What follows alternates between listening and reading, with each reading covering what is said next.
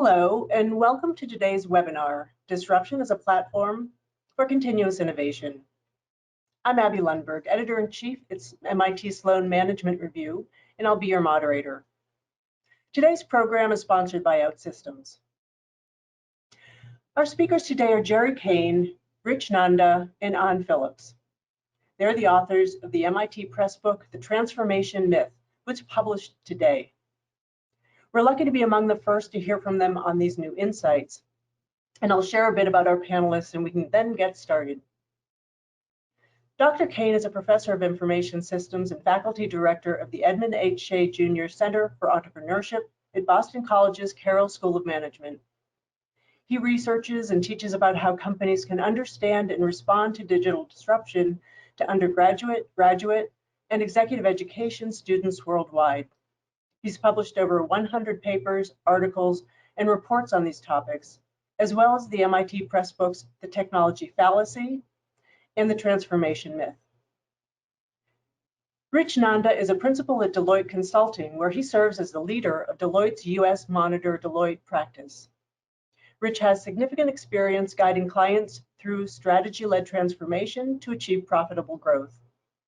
He routinely advises the boards, CEOs, and executive teams of consumer product companies about growth, purpose, business model innovation, operating models, capability building, analytics, and technology adoption. Anh Phillips is a researcher, author, and former management consultant who's dedicated her career to exploring the interplay between technology and humanity.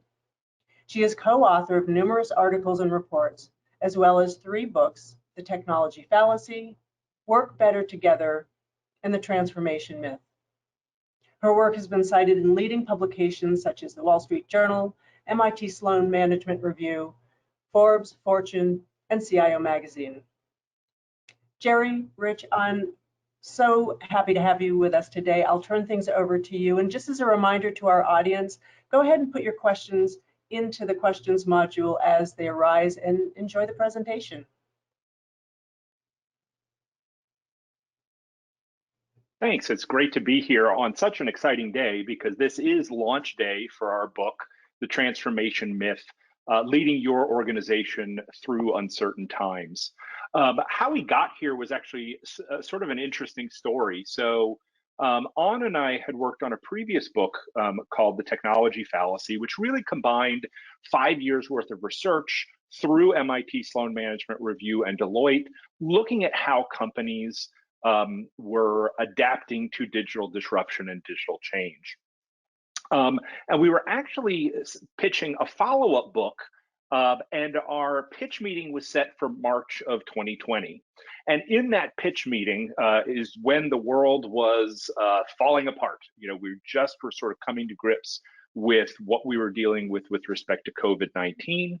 And in that pitch meeting, we pivoted and we said, what if instead we study how companies are adapting and responding and coping to this COVID phenomena, not knowing anything about what lay ahead of us? Because what we were finding was that many of the lessons of the technology fallacy were applying to the struggles that companies were dealing with respect to COVID. And MIT Press said, great, but we need you to finish it by December 2020. So we went in the process of about 9 months from pitch of an idea to researching, writing, conceptualizing this book.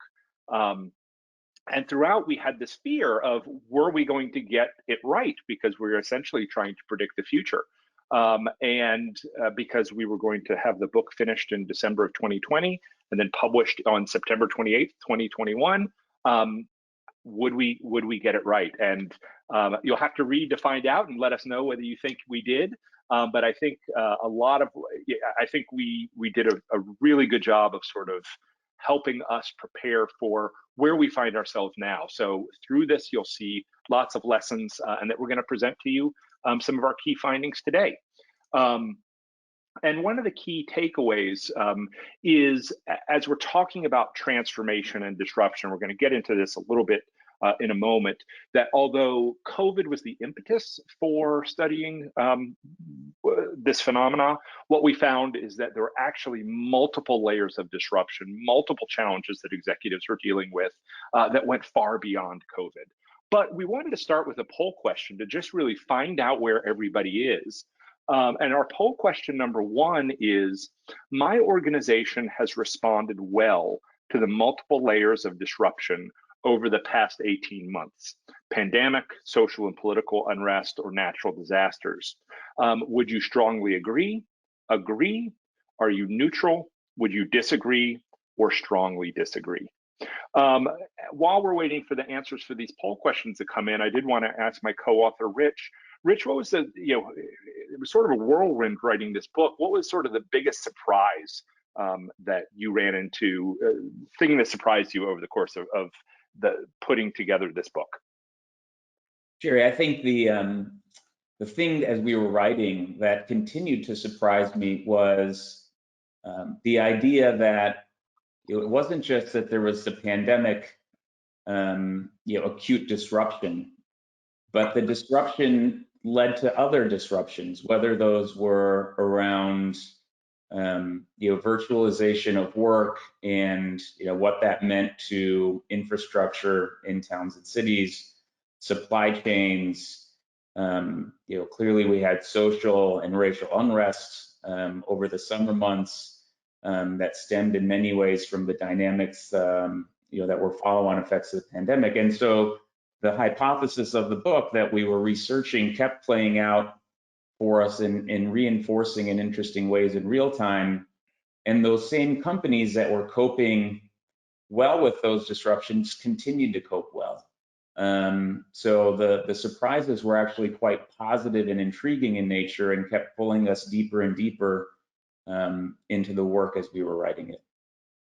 And it looks like that the poll question sort of supports your perspective, Rich. I honestly had no idea what would come up when we asked this question.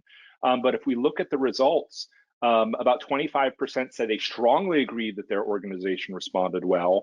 47% said agree. So that's about 75% of people say, I agree or strongly agree, with 20% roughly saying neutral. And then about 10% saying some sort of disagree. So that sort of holds up with a lot of what we found in the book was, from a business perspective, not from a personal or societal perspective, many businesses saw this as a real opportunity to drive types of changes that they wanted to do anyway. And respondent after respondent talked about it in positive terms that, we've really been able to do 3, 5, 10 years of change over the course of the past year because COVID created the opportunity to do that. Although we'll talk about, as I skip ahead, although we focus, we tend to use COVID as an opportunity to study disruption. Many of our survey respondents or interview respondents really pointed to previous disruptions as a template or as a model for how to lead during these uncertain times. In fact, we were talking to Matthew Schuyler, the chief something officer of Hilton, and they were dealing with just massive disruption, 90% drop off in demand overnight. He said, 2001 and the World Trade Center attacks was nothing compared to what they were dealing with respect to COVID.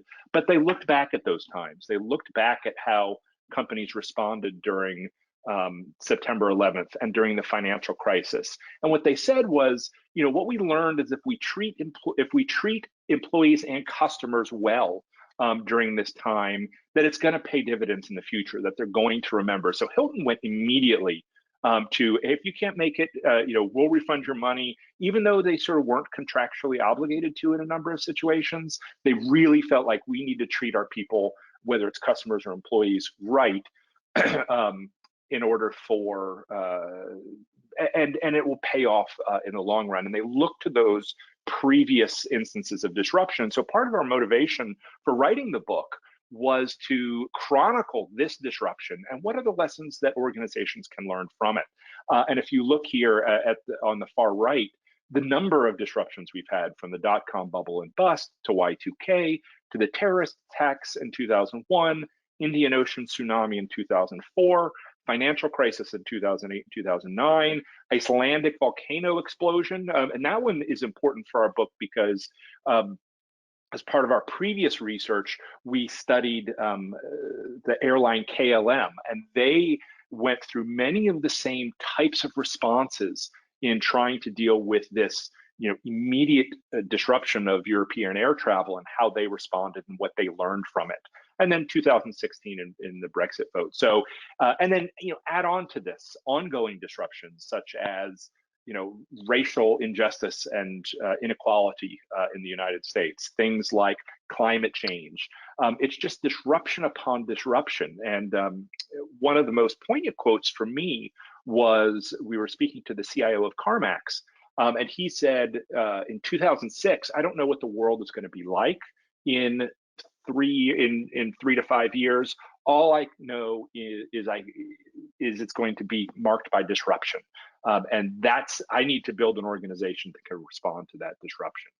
So one of the real questions that we had was, why did the lessons of the technology fallacy apply to this very distinct environment of COVID? And what we eventually came up with was this distinction between acute and chronic disruption. Acute disruption is what we're experiencing with COVID. It's a sudden and rapid onset, obvious and attention grabbing, whereas chronic disruption, like a chronic medical condition, is slow building and persistent. It's not always obvious. It can be overlooked. It requires sustainable, well-planned changes. And they're both, they manifest in different ways, but they are both types of disruption. And that's when we realized that it wasn't just about COVID, it is about disruption of all kinds. And that's really where we focused our attention in the book. And so why do we call it the transformation myth? Most of the time when people are talking about transformation, they view it as a one and done sort of phenomena. We transform and then we are transformed. What we found in this book is it's not an event with a start and an end. Instead, it's a continuous process of adapting to highly volatile, ambiguous, and uncertain environments shaped by multiple overlapping disruptions. And in fact, sort of the George Floyd incident in the midst of COVID is that example where we can deal with disruptions upon disruptions. And there is no sort of one and done. You're not going to be transformed and then can stop. Transformation is a continuous and ongoing process. So how do you deal with this continuous and ongoing process? How do you deal with these states of continuous change? And we go back to this concept of growth mindset, which comes from the Stanford psychologist Carol Dweck. But it's this belief that innovation is a key to growth, and it's possible to acquire the capabilities required to thrive through disruptions. Nadella at Microsoft is a big fan of growth mindset. He said, Microsoft culture change was the belief that everyone can grow and develop, potential is nurtured, not predetermined, and anyone can change their mindset. They would shift from being know-it-alls to learn-it-alls. One of our interview subjects, Andy Rubin, commented in a very similar way. In moments of incredible change, that's when companies that are the most nimble thrived. We asked ourselves, what are the 15 things that we've always known we wanted to do but never got a shot to do? We adopted the mindset that this is our moment. We can't miss the moment. And it's that opportunity, seeing crisis and seeing disruption as an opportunity for your company is the thing that really distinguished those, I think, that were beginning to set their company apart. We interviewed the CEO of the sporting wear company Fanatics. And in summer of 2020, he said, we expect that there's going to be a number of great acquisition opportunities in the current environment. And in the summer of 2020, they raised $350 million on a $6 billion valuation for just acquisitions. A year later, they raised another $350 million on a $13 billion valuation because he saw it was time to strike and to sort of an opportunity to move his company forward. My last slide before I turn it over to Rich. In the book, we have this, what we envision as a 3-phase response to disruption that we call respond, recover, and thrive. And we think this occurs, with respect to all disruptions. But in terms of COVID, the response is how you deal with the present situation and manage continuity. That would say, I would say, March through May of 2020 with respect to COVID, where companies went virtual, they went remote. It's like, how do we do business in this new environment? We just have to keep the lights on. We just have to respond. The next step is to recover. And that is, okay, the environment is disrupted. Now we begin to see where the opportunities lie in the environment, and what things have changed and how can we capitalize on that. And I would argue that was June of 2020 up until about now. I still don't think we're out of the recover phase yet. Then the third phase is thrive. It's how does an organization prepare for and shape the new normal? When we finished the book at the end of 2020, I expected the thrive phase to be September of 2021, that we'd be emerging from this pandemic now. But even in the book, we say there's some questions about variants to the virus, and that could disrupt things. But in some ways, it doesn't matter because we're still just preparing for that opportunity. And the thrive phase is going to be when companies now can go back, that are no longer constrained by the virus. And the real challenge is going to be not be one of those companies that just goes back to the way things were in December 2019. It's really, how do you take what you've learned over the past 18 months and innovate going forward? And I actually think the next 3 to 5 years of business is going to be some of the most exciting in any of our lifetimes because of the amount of change and innovation that we're going to see in the marketplace. I hope companies just don't go back, because I think the winners are going to be the ones that use this opportunity to innovate going forward. Rich, I want to turn it over to you. Great, thanks, Jerry. And I'll spend my time here talking about this notion that we are in a increasingly digitized economy. It's our assessment that we're actually still in the very early innings of the digitization of the economy, with much more opportunity to come. And in part, that connects back to the growth mindset in Jerry's comments that we really are entering a golden era of growth potential in this increasingly digital economy. And maybe one more thought connecting to Jerry's remarks is, some companies did get to thrive faster than others. And why was that the case? And how were they using technology to seize opportunities and start thriving, as Fanatics did, indicated by their valuations? So let's do a quick polling question to get the group's input here. My organization is likely to continue to innovate as we come out of the current disruptions. Do you strongly agree? Do you agree? Are you neutral? Do you disagree? Or do you strongly disagree? And while we're waiting for the results, Jerry, I'll kick it over back to you. You mentioned Fanatics, but what was another favorite example from the book about thriving amidst disruption? I'd be interested in An's perspective here too. I am struck by Envision Health, and they manage the ERs in New York, a big physician group, and just the innovation that they needed to do, like inventing what they called electronic PPE through tablet computers to monitor patients. Just sort of really inspiring stories of leadership.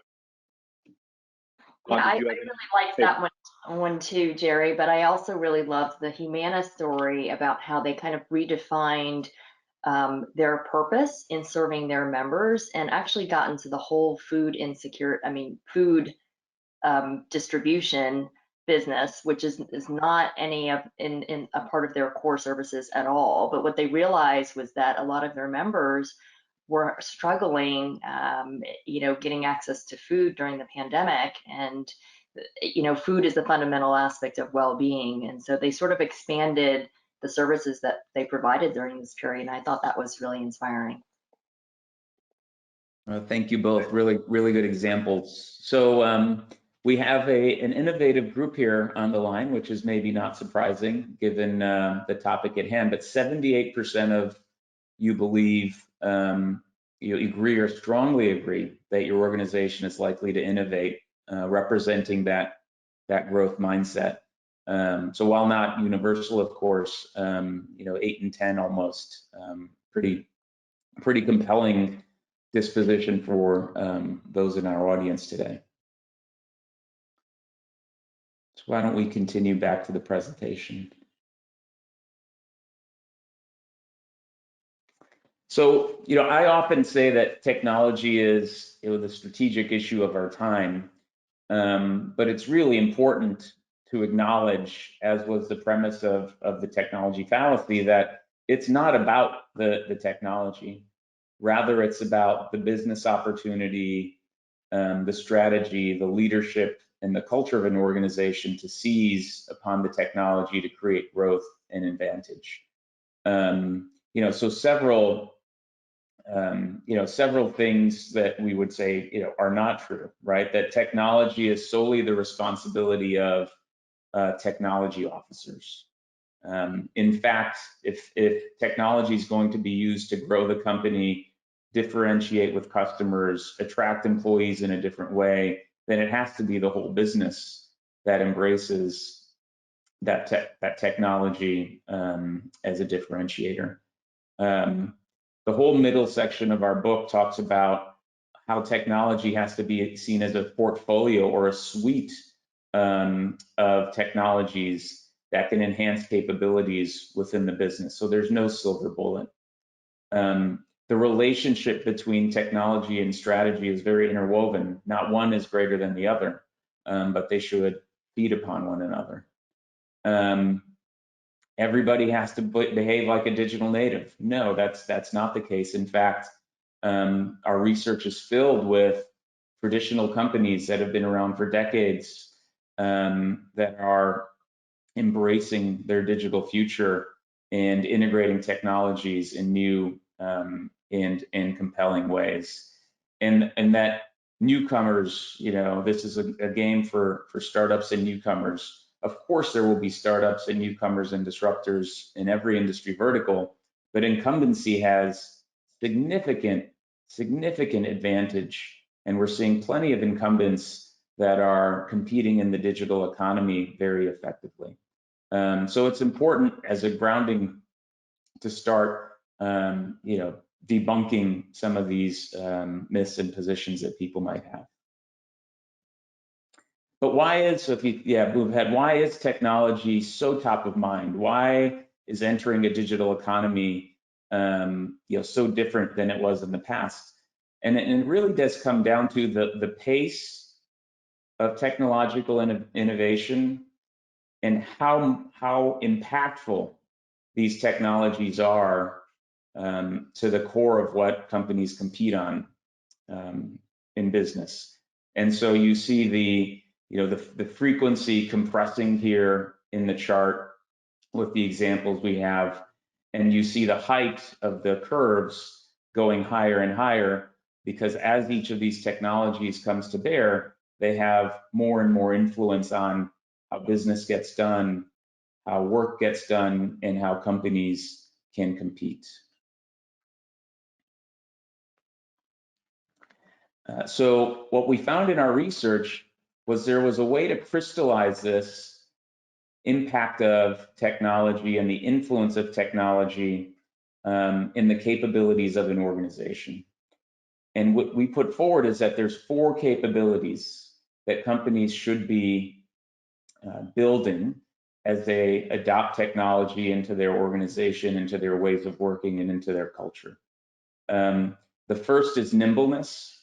That's the ability to decisively pivot when circumstances on the outside change.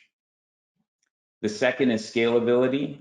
That's the ability to move capacity up or down as demand fluctuates. The third is stability. This is operational excellence and resilience when the organization is under pressure. And the last is optionality. That's the ability to observe and integrate new capabilities into the organization to become even more nimble, scalable, and stable. And that is largely accomplished by having a growth mindset, by willing to partner, by being observant and experimental of what's happening on the outside. And moreover, we find that these four capabilities independently are powerful and create difference and advantage. But when they're all together, it is truly a superpower that comes from the technology that's been adopted and integrated into an organization. And with that, I'm handing it off to An to talk about people. Thanks, Rich. So as Rich described, technology is undoubtedly a key strategic issue of our time, and it can give us a lot of important transformative capabilities. But the people aspect is absolutely critical, and it can't be seen as secondary in terms of importance. And so we can think about people from two primary different ways. The first is from the talent angle. So these are the people in and outside of your organization who think up, who create, who deliver the company's values, its products, its services. And as we discussed in our first book, The Technology Fallacy, people can be the real competitive edge and the drivers of transformation. The second way we look at people is really from a customer angle. So these are the people who consume and receive the products and services that companies offer. But before we dive into those, let's actually go to our next polling question. Okay, so this one is, my organization's leadership and talent are aligned on a post-pandemic workplace model.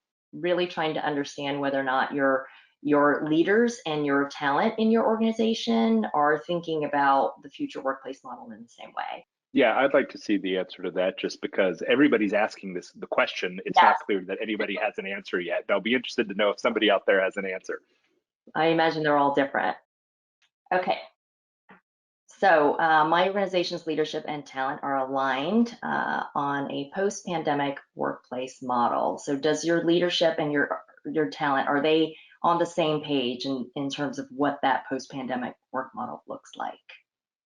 Strongly agree, agree, neutral, disagree, or strongly disagree.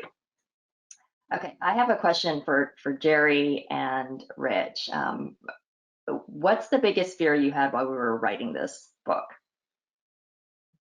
I think my biggest fear was that we would just get it wrong. I mean, so, you were living through it and trying to predict what the end game was going to be.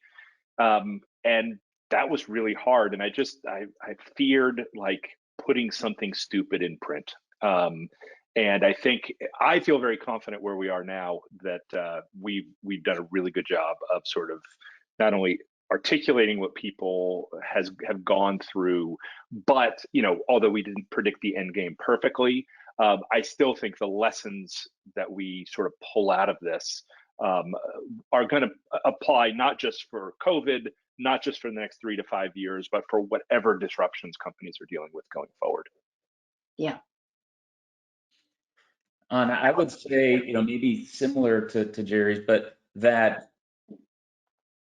the idea of the pandemic-led disruption would would lose relevance over time, and we sitting in March, April, May, even into the early summer, it was very unclear how lasting and far-reaching the impacts of the pandemic would turn out to be, and that continues to be a human tragedy. But the implications on the business world have proven to be profound. But we certainly weren't clear that was going to be the case in the spring and summer of last year. And I look at even the responses to this poll question. Writing the chapter on work, there was some chance that this would have normalized by now, and here we are, where the future of work is still very much up for grabs and needs to be written. That's absolutely right, Rich. I was looking at the results of this poll, and it's just so interesting how about a quarter of people say that they disagree that leadership and talent are in alignment on this topic. And in some ways, it's not surprising. But yeah, there's a lot that we still need to figure out. Okay, so let's start with talking about talent. So undoubtedly, the biggest impact the pandemic has had on the workplace has probably been the shift to remote work, particularly for knowledge workers. So we've heard so many stories about companies that have had to shift to remote work pretty much overnight. And this, in many ways, shows that it was not really about the technology, because the technology was there to support a lot of this remote work, but it was really about organizational inertia. Until something like the pandemic actually forced this change to happen. So the shift to remote work didn't have the negative impact on productivity that a lot of people feared, but it did have some other unexpected consequences and impact on both culture and connection. And some organizations, like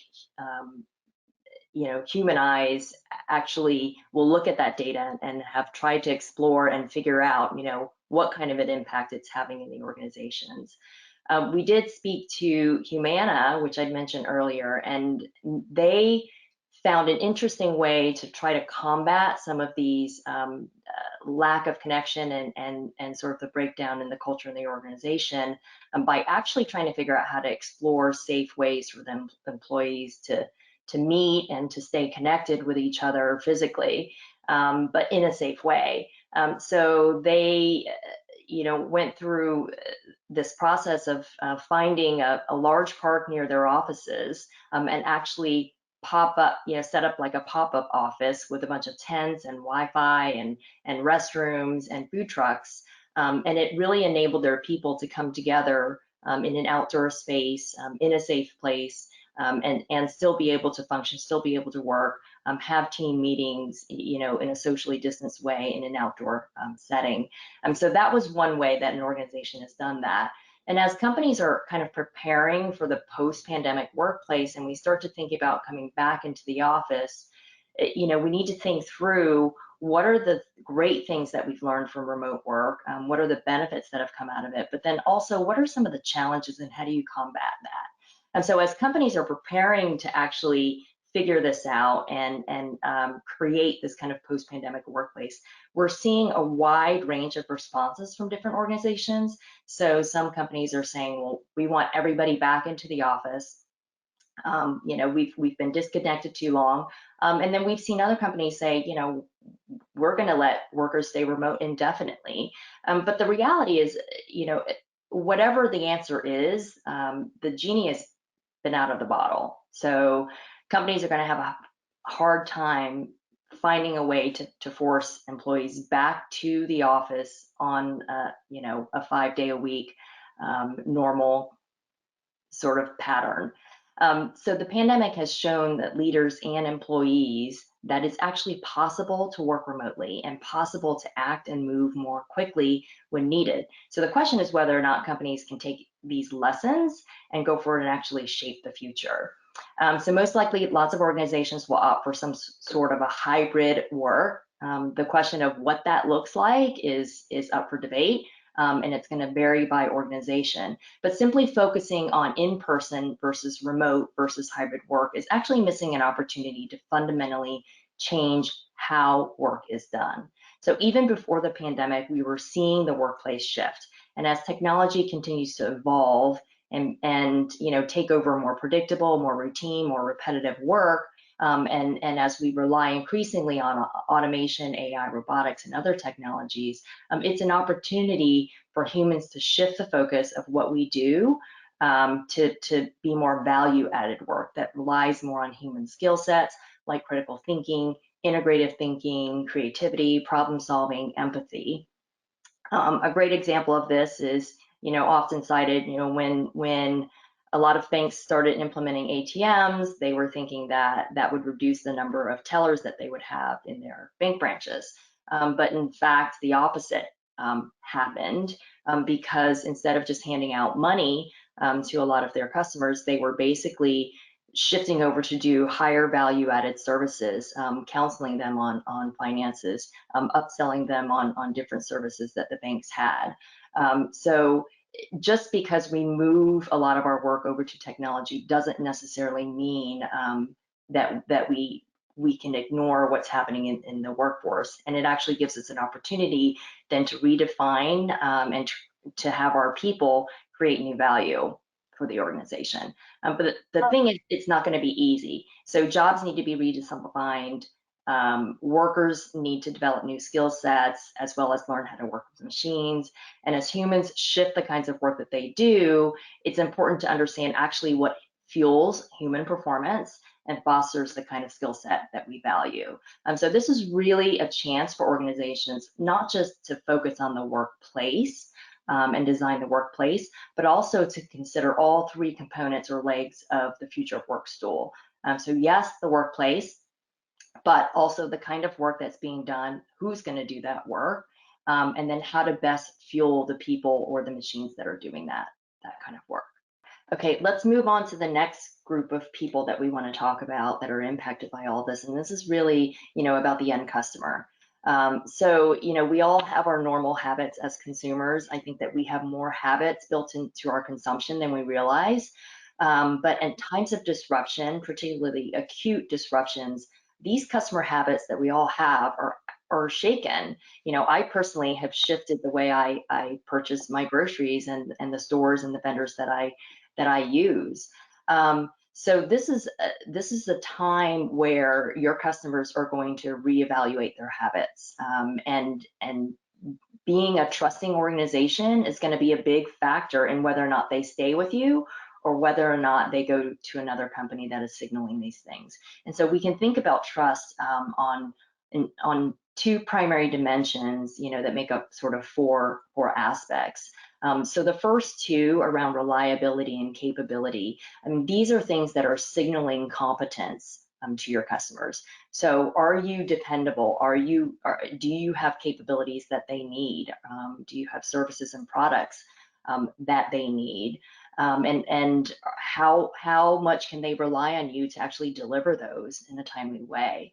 The second aspect of this is really on the right side, which I find very interesting, is it's really about the company's humanity and transparency in signaling their intent and values. So this is really about what they intend, what they stand for as an organization. So humanity is about whether or not the company cares for the experience and well-being of others, including their customers, their employees, and the broader community. And transparency is about how open are they in terms of sharing their information as well as their intentions and what they do with the information that they collect on their customers. So while these traits and signals are important, I think in normal times, I think that they become even more important in times of disruption. Okay, so we will leave you all with one final note, and it's really around this concept of purpose, values, and mission. And what was clear in all the stories that we heard from organizations is that they were able to gain clarity and direction through the pandemic and through all the uncertainty by rallying around a common purpose, a common thing that their organization was striving for, whether it was caring for frontline workers or to continue to provide critical services to their customers, whatever that might be, that served as a guiding light for all their people to really rally around, especially when things were so uncertain, especially when things were ambiguous. And so the organizations that leaned on that purpose and then also coupled it with values and mission were actually able to accomplish quite a lot. So the values actually serve as guardrails and guidelines to tell their people how to execute. If you think about it, you're trying to move quickly. You can't actually dictate tasks and responsibilities and detailed plans for your entire organization top down. You have to really lean on your teams to be more nimble and agile. And this is where the values come in. So they help provide guidelines for how you actually do something. So is something acceptable? Does it align to our personal values, to our values as an organization?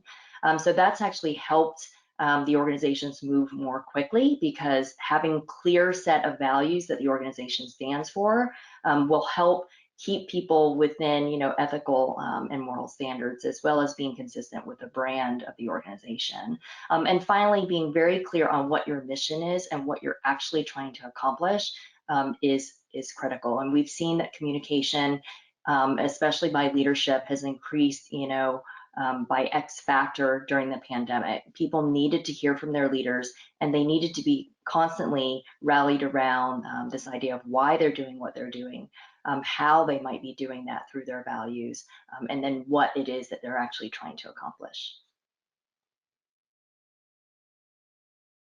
So we conclude with a plug for the book. So here are some links if you would like to get that. Where I would encourage people to look is there's the Deloitte page here, Deloitte.com/US transformation-myth, or simpler, go to my website, www.profkane.com.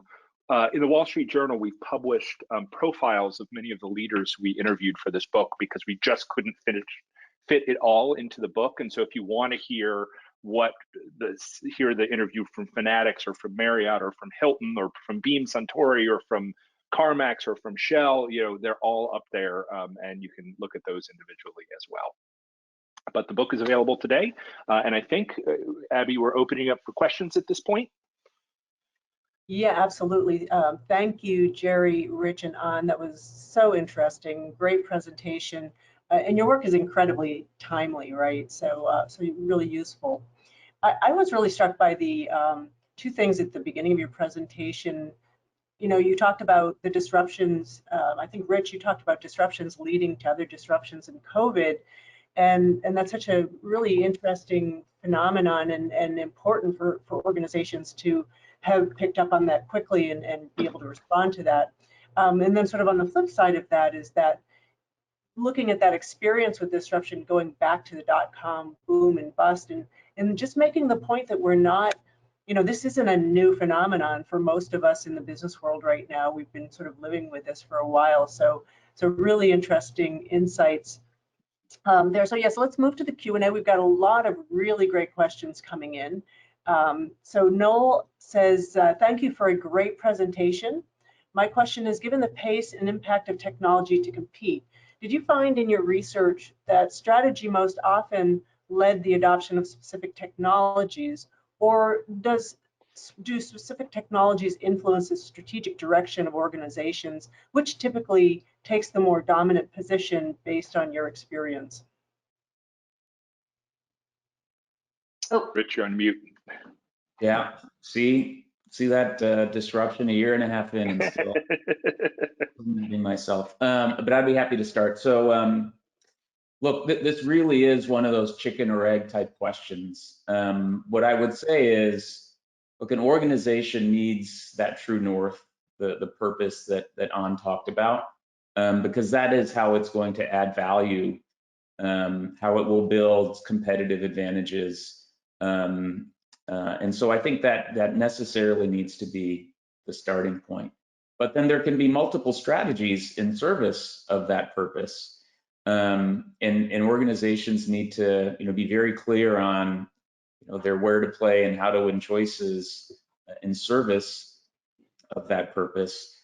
And what I would suggest is technology will necessarily change those where to play and how to win choices. There were several interesting examples in the book where ahead of the pandemic, companies had made choices acknowledging that technology was impacting where they play and how they win, and those served them well in the pandemic. Anthem was an interesting one. Anthem had decided that to be a player in healthcare, they had to be a data and AI-driven organization that could process information for all of the stakeholders in healthcare in a more accelerated and intelligent way, and they'd invested in that. Rajiv Ronanki, their chief digital officer, is in the book and speaks about that. And what happened was, because of those choices during the disruption, they were able to do things like predictively nudge customers to come in for care that they were avoiding because of the pandemic and say, hey, you need this care, it's safe to do so at these locations, please come in.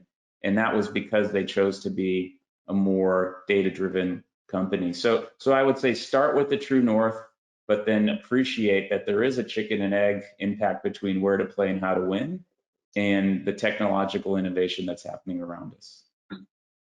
I would add one last thing to that, and that is one of the remarkable things about the past 18 months is some tech adoption was just because they had to. You know, it's like you had to go remote because you didn't have a choice. And what we caution in the book, and this is where the KLM example came up, because KLM was forced to adopt Twitter as a customer service tool in 2011 because they didn't have a choice. They had to figure things out.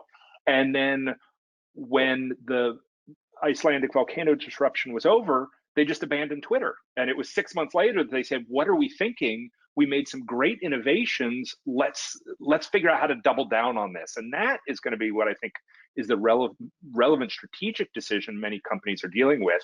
We went to Zoom. We were able to do some of these things. So when we can go back in the office, whenever that is, you know, full time, don't just say, phew, we dodged that bullet. It's okay, how do we take a step back? Think about what innovations we made, think about what technologies we adopted, and how do we create a future that's the combination of the best of both worlds? And I think that's the question that this book is really sort of meant to encourage executives to do. And this is the time to be doing this, because I think we are in a once in a lifetime opportunity to rethink what our organizations are, and I don't want companies and leaders and managers to squander it because they just don't think about those things. You know, it's a great question. You know, thinking about the sort of cycles and the patterns, so this question is, given the examples that you have in your research, and it was great, you got some really different industries. Did you see changes in the disruption pattern based on classes or sectors of industry, and how can organizations in one industry think about that sort of cadence for them, and or what can they learn from other industries, and how do they apply that to their own situation? You know, I think it's too soon to get, my sense is too soon to get patterns. You know, we were trying to, like, in the midst of it, what are companies doing? And I think that would be an excellent follow-on. But I think what we've seen is, you know, we have manufacturing examples in the book, we have healthcare examples in the book, we have consumer, you know, McDonald's in the book, we have, you know, Beam Suntory alcohol, you know, providers, and that whole process of them figuring out how to make hand sanitizer for the public good is a super interesting story. And just all the things, you know, no industry was spared, and everyone has an interesting story because they had to figure it out. And I think that those patterns are what we're going to start seeing next. You know, the book tries to tell some of those stories, but I think, you know, how we make sense of the innovations we did and what can we steal from other industries for our own is going to be that question as we move into this thrive phase that companies need to ask themselves. Yeah, and Abbie, I mean, we're starting to see some of that, right? So if you look at the healthcare industry and what they were forced to do during this time, I think there's definitely great opportunity for them to learn more from consumer business and from retail about how to manage healthcare and how to deal with customers. So I think that this has kind of sparked the healthcare industry, and my hope is that it'll continue to get them to evolve in many ways. But your point is a really good one, and the example that I shared earlier about Humana trying to get into the food business, that's also something that they're learning from another industry too. So I think that that's absolutely key, is to not just, you know, understand what's happening in your industry, but to really explore and be inspired by other industries. Hey, just one more build, Abbie, I'm sorry. But I think during one of our peer reviews, we got the question that, hey, is this just a book about crisis management? And if so, that's a pretty well-worn topic.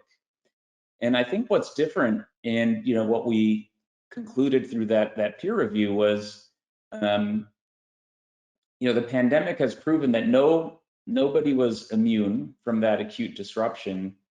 And then the ensuing and overlapping disruptions, whether that was global supply chain shock, labor shortages, now inflation, worker rights. Like, no company's immune from these, and they're coming to the heart of how a business runs and competes. And I think that's what's really interesting about the future.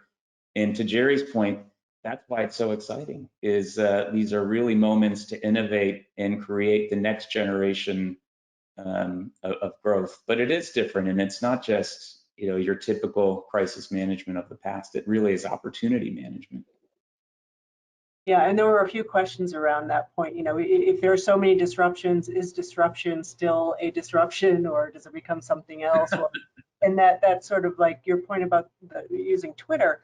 Like, are organizations looking to get back to some steady state, and you know, how do they best take advantage of this opportunity to be something different? So this next couple of questions are probably, they're more academic in nature, but I'm curious to know the answer as well. One is, have you considered systems theory in your analysis? Systems respond to disruption by adapting, but once that's the point. Once the disruption subsides, the system will try to respond to equilibrium, but it will not be the same equilibrium. It should be a new normal. And then secondly, and you can take these separately if you want, but the second one was, did your book consider extreme value theory and the fat tail risk nature of the pandemic? Yes and no. You know, I don't think we dealt with either of those. I mean, we certainly had particularly systems theory at the back of our mind, and I believe actually one of our peer reviewers, who are all academics, brought up these things. And we just, you know, honestly, we were processing everything so quickly, and it was such a turbulent time to be writing this book. Yeah, I think now we're taking a step back and sort of reflecting on what happened. And I'd be interested in some of those deeper conversations now that we've sort of captured the phenomena, because I think, you know, as we're going through it, and we frankly didn't know, you know, we know a whole lot more now than we did in December of 2020 when we had to finish the book. And so, you know, I would be interested in having some of those conversations and discussions and papers and time to reflect and time to theorize about what has changed and what hasn't. And that's always the balance, right? It's not that everything has changed, and it's not nothing that changed. It's figuring out which is which is always the problem in disruption. Is it similar enough that we can recognize it, but finding those differences are really key. So I was going to say, Jared, we were happy to have the academic answer that question. Yeah, thank you. Yeah, I figured that was coming to me. And we did deal with affordances, and that's the whole superpowers chapter. So we have some tech, some IT theory and computer science theory, although we couch it in different language to make it less scary to the average reader. So, and I think this question, you might want to kick this one off. Do you have a sense, thinking about that slide where you had the workplace and the workers, do you have a sense of what a post-pandemic workplace model will look like? I know there probably won't be one, but if you think about the possibilities, are you starting to sort of see some things emerge? Well, so this is the question that everyone's asking, right? Well, what does that look like? Can you tell me how I should design this for my organization? And really, it's about exploring what works for your organization, because each organization is different. We have different industries. We have different, not just, you know, the types of work that the organization does, but even within the organization, there are different teams that have different needs. So for example, you could have certain teams that are, because of the way they are spread out, primarily working remote is probably the most ideal thing. So it's really about offering flexibility, creating a model that's flexible, creating a model that allows for uniqueness within the organization and across the organization, creating a model that empowers teams and different parts of the organization to do things that will to do things in a way that is optimized for them. So I think that's it's, you know, that's, I would say, is the guiding principle to how to approach this three-legged stool of work, workplace, and worker, or you know, talent or machine, right? And so if you think about that, we can apply then that concept to how do I approach within what it is we're trying to do, the concept of where can machines come in and help supplement our work, where can machines come in and actually take over our work, and then what can we, you know, move our people to go on and do, and to do something different. So I think it really is about learning and exploring, and this is a concept that we talked about in our first book, about the growth mindset and really adopting a mentality of experimentation. I think it's going to require experimentation. It's going to require, let's try this out. We learned a lot of things during the pandemic in terms of remote work and what works and what doesn't. And it's time to continue to build on top of all of that. And I think I would add on that one plug. We did an article for Sloan Management Review back in February on redesigning the post-pandemic workplace, where we go into a much deeper analysis of that. So that should still be available at SMR. And the other thing that's striking is different people want different things. So there's not going to be one answer that's going to keep your entire workforce happy. 20-somethings want something different than 40-somethings with kids at home, and want something different than 60-somethings. And how the workplace you build is going to be hugely predictive of the type of worker you're going to attract going forward.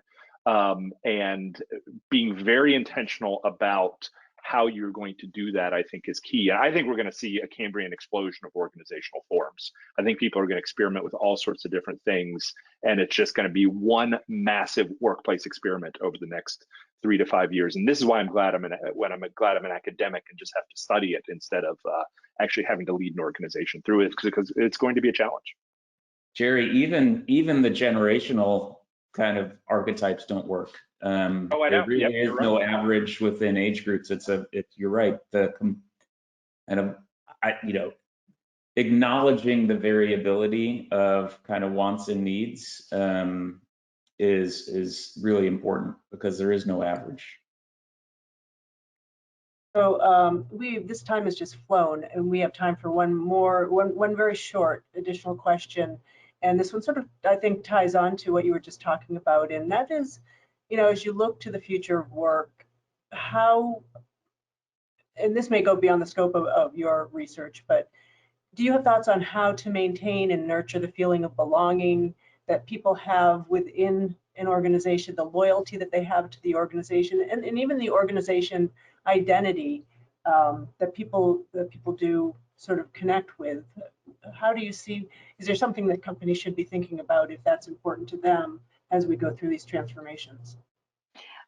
So the purpose concept that I mentioned is a great place to start. If you can have a clear purpose that can really inspire people to rally around a common, you know, idea, a common ambition, I think that that's one. The other is to realize, you know, that we're asking our employees to be engaged in a different way. We're asking workers to be engaged in a different way. We're asking them to tap into skill sets, different skill sets and newer skill sets, and you know, more uniquely human skill sets. And we have to figure out ways to really fuel that, as opposed to fuel it and encourage it, right? And that's going to be different than the way workers have been treated and HR organizations have been organized over the past several decades. It's going to require a different approach to the way we manage our talent, both inside the organization and the talent that we work with outside of the organization. So it does require a complete refresh of, you know, what does it mean to be a human worker in an organization, and what's going to engage them, and what's going to compel them. But purpose, I think, is a great place to start. Great. And we are unfortunately out of time. Thank you so much, Jerry, Rich, and An, for this really terrific talk. And really, congratulations on the launch of your new book. I know everybody in the audience is going to be eager to read it and get more depth of what you've been talking about. And thank you to all of you in the audience, too, for your attention and great questions. I'm sorry we couldn't get to more of them. Final thank you to our sponsor, OutSystems. We appreciate your support, and I hope you all have a great rest of your day. Thanks. Thank you. Thank you.